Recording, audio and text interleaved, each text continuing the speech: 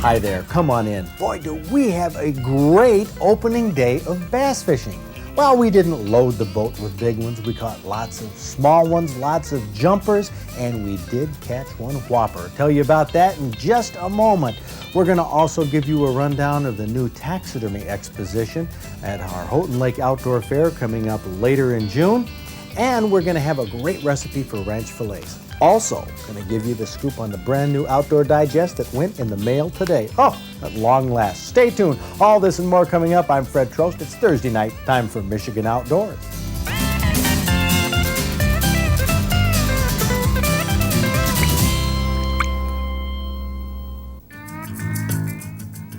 Michigan Outdoors is brought to you statewide by the East Michigan Chevy Value Leaders, including Din Cooper Chevrolet Buick in Ithaca, Pat Curtis Chevrolet Oldsmobile Cadillac in Caro, and Bukowski Sales and Service in Ubley, offering cars and trucks that are the heartbeat of America's great outdoors. Major funding for this program is provided by STRO. By sharing the responsibility to preserve our natural treasures, together we ensure our right to enjoy them. STRO, partners in preserving America's outdoor heritage. The sun peeks through the trees on another opening day of bass season. Mike Francis from Lansing and I pulled the boat onto the small, secluded lake in Montcalm County. A lake that doesn't have much fishing pressure. It's small, loaded with pike, bass, and bluegill. And if you enjoy the outdoors, this setting is heaven.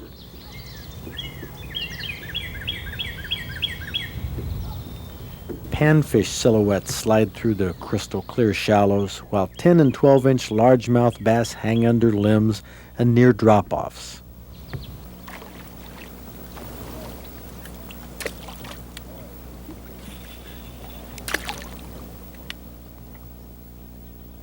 Mike started with a white spinnerbait.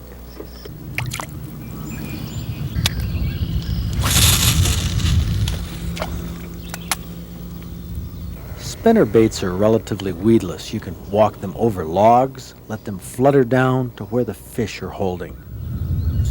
There's a fish. There's a fish? You bet. Yeah, he's doing a nice job too. It's northern, I believe. Sure is. Oh. Great. Well, back to the white spinnerbait.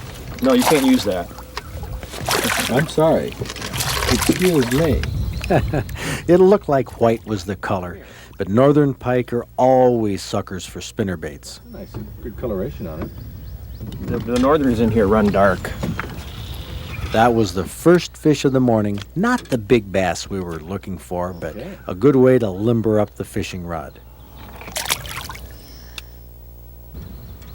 The pumpkin seeds and bluegills move into the shallows in June, partly because they like the warmer water, and partly because they're getting ready to fan out their beds and spawn on these shoals.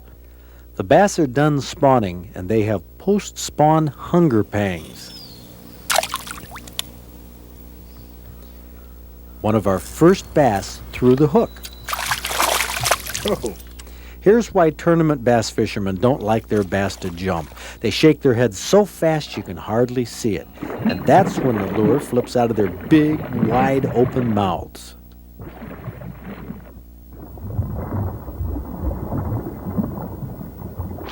Oh. But there's a solution. Sharpen your hooks so they penetrate. Whether you use a battery-powered hook honer or a file or a whetstone, a sharpened hook point that grabs your fingernail will hang on to more fish. I like that.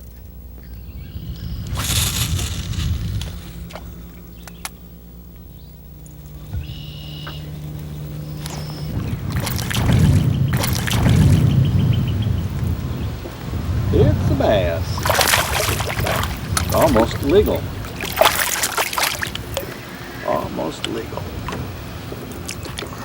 But not quite. They all seem to average about this size. It's not a whopper, but frankly, folks, this is the size of bass that's most common to catch in our northern lakes. Now, in the deep south, the bass run bigger, but they have their share of small ones, too. I'll pull out a big-lipped crankbait to use a little bit later, but first I want to bounce a jig head over the bottom. Now, instead of a snap, you want to tie your line directly to the jig. My favorite knot has been the trilene. Twice through the eye, then go through both loops and tie a clinch knot. Sometimes a jig will work by itself, but there's nothing like a live swimming morsel hanging on the hook to turn the trick. How could any bass refuse this tasty-looking leech? Hooked on one end, it stretches out, wiggles, and beckons the bass. I don't know what it is. It might be a panfish, but Oh, holy cow! I like this. I like this a lot. boy, is that a pretty sunfish. Isn't that pretty? Leeches can be a killer bait, but I've found, and today was no exception, that a good old-fashioned night crawler will usually take more fish. For bass, I hook it towards one end and cast it. The trick is to work a night crawler slow. Let it sink, let the bass find it, and pick it up.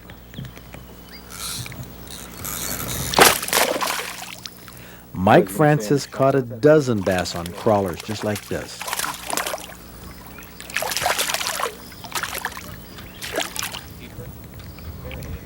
If you set the hook quickly, as soon as you feel a tug or the line moves, you'll probably lip hook the bass. Makes it a lot easier to unhook it and turn it loose. Largemouth bass are one of the few species I have no qualms about releasing. They're a ball to catch, but on the table, give me panfish or walleye or trout. Save the bass.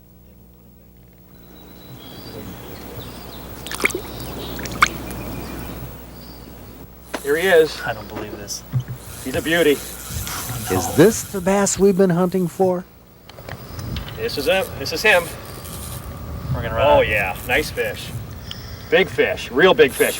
Look at this. Ooh, That's a big bass. he's coming up. Oh, that is a nice one. Big bass.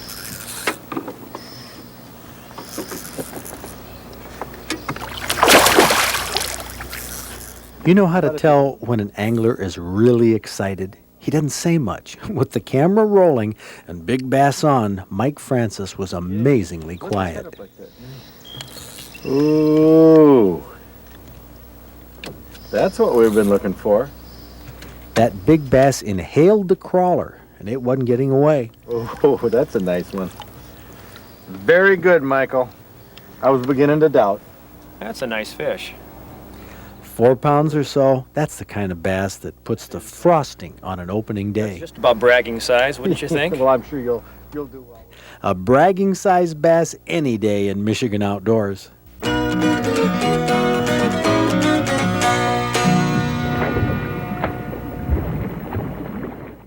Isn't that bass action great? What an opener we had, but you know, we left about 15 minutes too soon.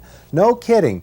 Mike Francis and his buddy Dan DeLong, who was fishing in another boat with Bob Garner, as we were driving off, they jumped back in the boat, went down the shore, and trolled with a spinnerbait and caught this 16-pound, 39.5-inch northern pike. Ha! We should have stayed another 15 minutes. How often do we hear that story? But how often do we see big fish? Hey, let's take a look at a few right now in the trophy book. Ron Parajic of Detroit holds a nice 29.5-inch Lake St. Clair walleye. Bow hunter Pete Champnoys of Dorr has a 20-pound, 4-ounce Grand River carp. And here's a dandy Macomb County largemouth bass, a 6-pounder caught by Matt Campbell of Sterling Heights. Bill Hilliard of Bay City had a trophy 13.25-inch crappie caught on a minnow. Hesperia bowhunter Robin Howard tagged this 8-pointer in Oceana County. And here's a little bigger buck, a 9-pointer. Albion resident Larry Odell got it in Calhoun County. Robert Merrick of Farmington Hills used a 10-gauge and a turkey call to get this almost 20-pound gobbler with a 9.5-inch beard. Now listen to Dennis Barrett of Dollar Bay's story of how, well, I should say where he got this 11-pointer. My buddy had gotten one across the road from the golf course, a 10-pointer, a beauty, just about a half an hour before. and we helped him drag his out of the woods. And then my boy Luke and I and another friend of ours went up on a golf course because he had seen some more deer across the road. So we walked up number 4 fairway. I put Luke in the gazebo on the number 4 fairway, and I went all the way to the end and walked into the woods and found a scrape that was about 20 by 20, figuring that it came from Vic's deer. But I sat down by a pine tree because I was running out of time, about 5 o'clock, and this one came running through about 100 yards away, and luckily he just hesitated for an instant and I got him. Well, better than a hole-in-one, not par for the course, Dennis Barrett, your rocking chair buck, will make you our Michigan Outdoors Trophy Buck Hunter of the Week.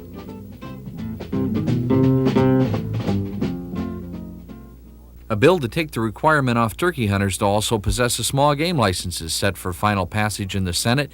Representative Ed Giese sponsored the bill. The Wildlife Division of DNR is requesting a 1 bobcat per licensing year limit change as a safeguard till the department can get a better handle on bobcat populations. Lake Winya in Alpena County has been drained to only 1/6 of its regular size under a federal order. The fishery there is in extreme danger. No relief is in sight until repairs are made to a power dam. That could take 3 years. Commercial baiting of bear on public land will probably be banned this year. The NRC is expected to take that action this month. Biologist Pete Squibb says that Sichuan pheasant hens that are being monitored tend to shy away from nesting in agricultural fields. Squibb says they like the brushy areas best. Squibb also says that this year's weather should be good for chick production for all ground nesting birds. Unless there are long, cold rains in the next couple of weeks, turkey, grouse, and pheasant reproduction should be great.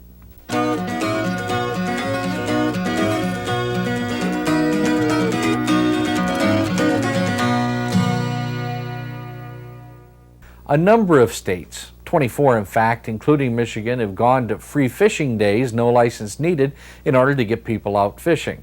That's a good concept, especially around National Fishing Week, which begins June 5th.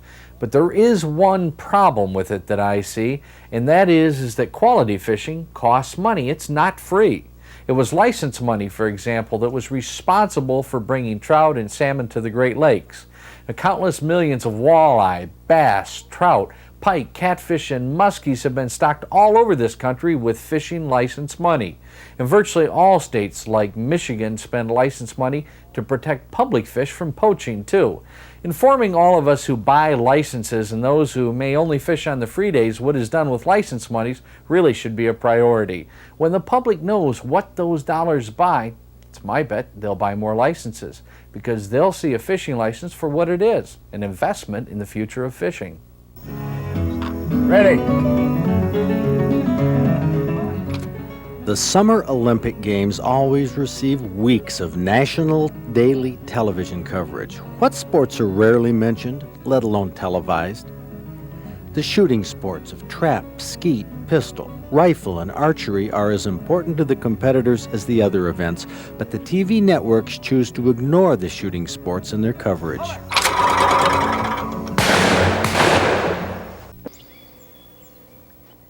Coming up this June at the Outdoor Fair is a brand new wildlife art expo we're holding at the Outdoor Fair, and one of the attractions there are some of the 1989 award-winning mounts from the Michigan Taxidermist Association. They held their competition this past March in Grand Rapids.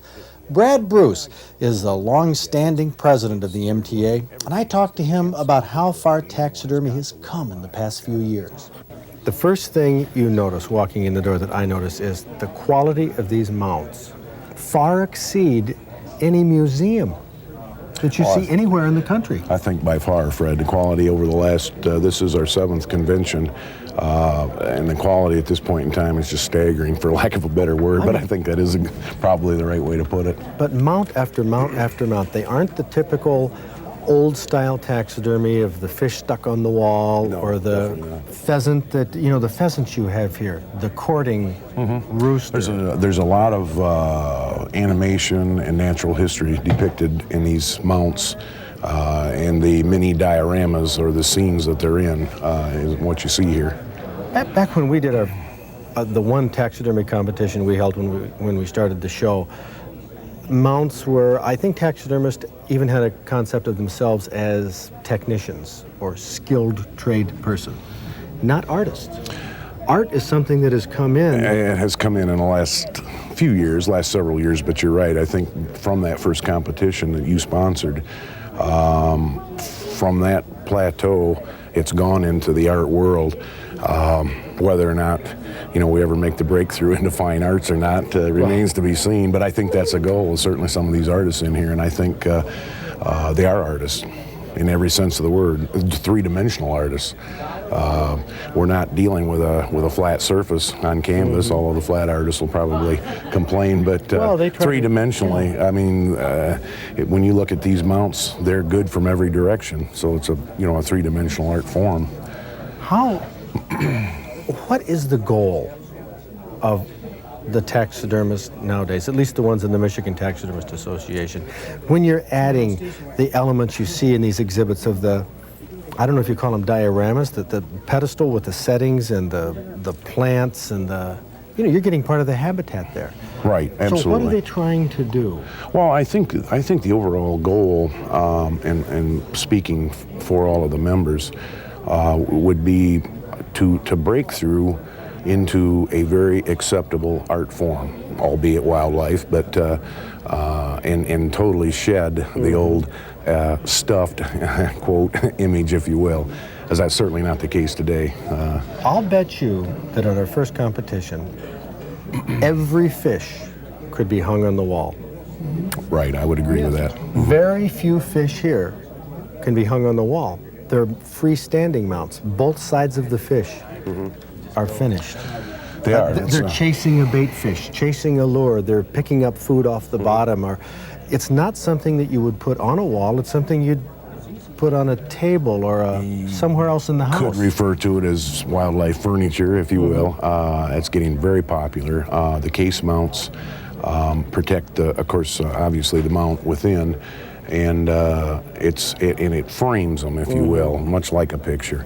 And you're right, they're pedestal mounts.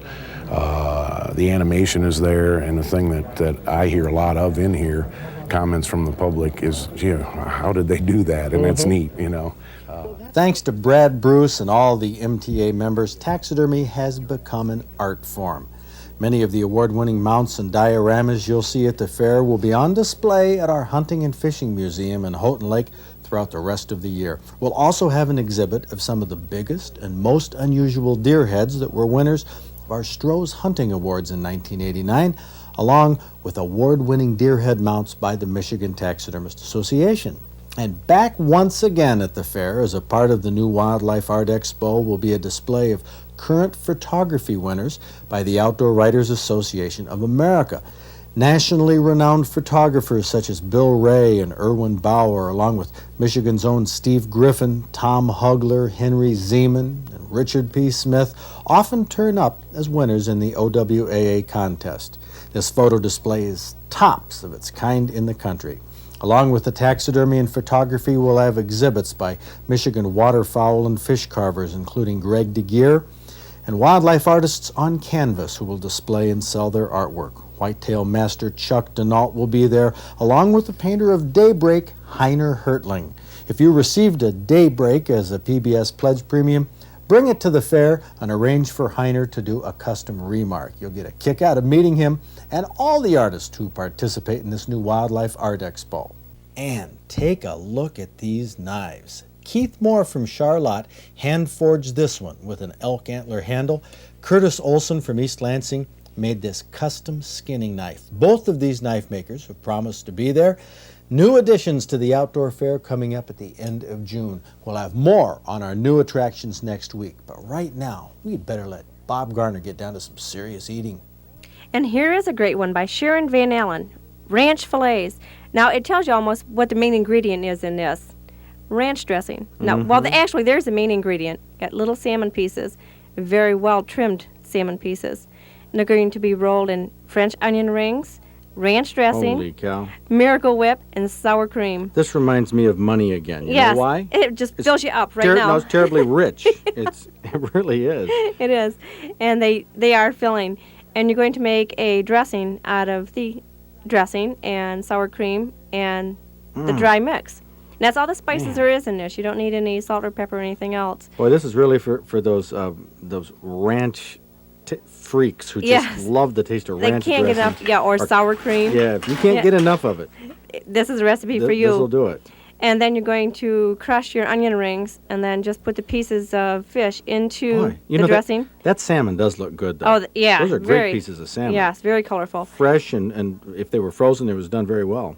And then they just pop into the pan, and they make great appetizers. You know, for Garner, who usually eats hundreds of about anything, I wonder what he's going to say. I'll tell you what, it's pressing to eat 4 of these. Yeah. These are good. These are good tasting little hors d'oeuvres or whatever. But I'll tell you, you wouldn't want to sit around and eat a couple of dozen of these things. very filling. And that's one of the few things I wouldn't want to sit around and eat a couple dozen. They're very filling, very rich, and very, very tasty. Great for a party or something. Oh, it'd be a great appetizer at a party. It'd be like eating 2 cheesecakes or something to eat a couple of dozen of. There's a man talking from experience. And that's a possibility, 2 cheesecakes. What kind, if you had a salad with this, what kind of dressing would you use? What, Fred the Locale stuff.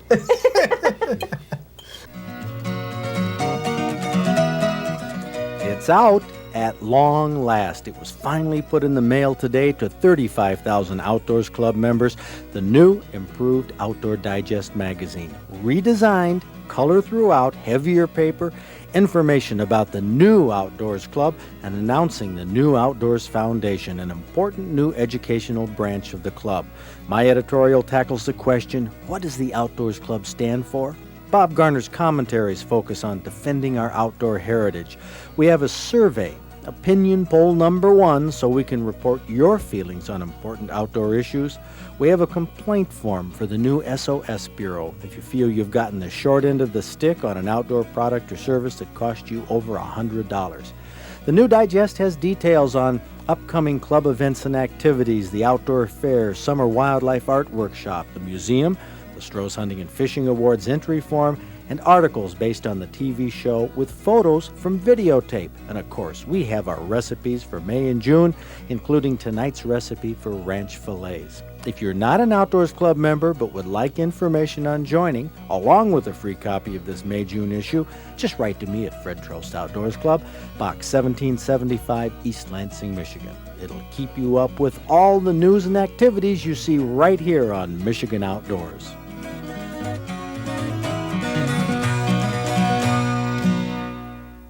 Remember last year when we were just fresh out of rain and it stayed that way? Well, it's been that way this spring, except finally we have the rain. Great news for the morels. They finally popped the western end of the Upper Peninsula. They say up there it's not hard to find a meal. They're nice and thick around the Bay de Noc area. The white morels are coming out of the northern part of the Lower Peninsula. Jumbo whites, according to Emil Dean. On the west side of the state, as we work our way south, especially on the west side, it was a lot drier there. The last ones are popping up now, and they've been small. They gave up in the southwest. On the southeast, where our report is for huge white morels, but they're almost done. Let's take a look at our fishing report here for our warm water fish. Well, starting in the Upper Peninsula on the western end, there was a cold front that moved through earlier this week, kind of shut things down. The streams are in good shape unless they've gotten a lot more rain there in the past day or two. Catching limits of walleye, 15 to 20 inches Bay de Noc, getting walleye, catfish, average of maybe 1 muskie, 6 to 7 pounder per trip in Muskong Bay. Getting smallmouth bass limits around Charlevoix. The bluegills have moved onto the beds in many parts of the state. John Hook says they're catching walleyes, catfish, all the sheep's head you want off Au Sable piers at Oscoda. Bass and bluegill hitting at Houghton Lake, 10-inch perch limits at Manistee. 11 to 12-inch limits down in the southwest, and silver bass limits in the southeast Detroit River. That's why they're only getting 1 to 2 walleye per trip, because of so many silver bass, or white bass as they're called. Our trout and salmon, well, 1 to 2 kings, browns, coho, except lake trout limits in the northern part of the state. In the southern part, this is where the hot spot is. Finally, 8 to 12 per boat on the salmon charters, according to Captain Nichols, coho, and Lakers. So there's some good fishing to be had. Get outdoors if you can this weekend. It's a great place to be. See you next week. Major funding for this program was provided by Stroh. By joining together as partners to preserve our natural treasures, together we ensure our right to enjoy them. Stroh, partners in preserving America's outdoor heritage. Michigan Outdoors was also brought to you statewide by the Flint Metro Chevy Value Leaders, Al Serra, Frank McNally, Applegate, Vic Canover, Hank Graff, Sims, and Summerfield, offering cars and trucks that are the heartbeat of America's great outdoors.